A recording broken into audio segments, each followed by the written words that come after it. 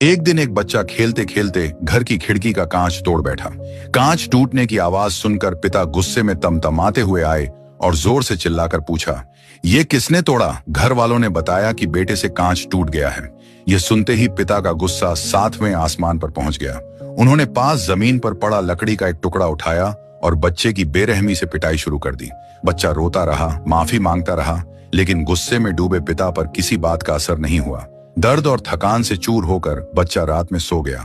सुबह जब वह उठा तो उसके दोनों हाथ पूरी तरह नीले पड़ चुके थे। यह देखकर मां चीख पड़ी। चीख सुनकर पिता भी वहां आ गए। बच्चे को तुरंत अस्पताल ले जाया गया। डॉक्टरों ने बताया कि लकड़ी के टुकड़े में पुरानी जंग लगी कीलें थीं, जिनसे जहर फैल गया है।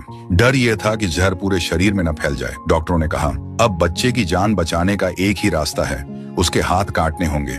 आंसुओं में डूबे पिता ने कांपते हाथों से इसकी इजाजत दे दी। ऑपरेशन के बाद जब बच्चे को होश आया और उसे अपने हाथ न होने का एहसास हुआ तो वह रोते हुए अपने पिता से बोला, पापा मुझे माफ कर दो, अब मैं कभी कुछ नहीं तोड़ूंगा, बस मेरे हाथ मुझे वापस दे दो। यह सुनकर पिता आत्मग्लानि में टूट गया। वह अस्पताल की इमारत से कूद गया और अपनी जान दे दी। निष्कर्ष, एक पल का गुस्सा पूरी जिंदगी का पछतावा बन सकता है। गलतियां चीजों से होती हैं, जिंदगी से नहीं। टूटी चीजें दोबारा बन सकती हैं, लेकिन टूटी जिंदगियां कभी वापस नहीं आती।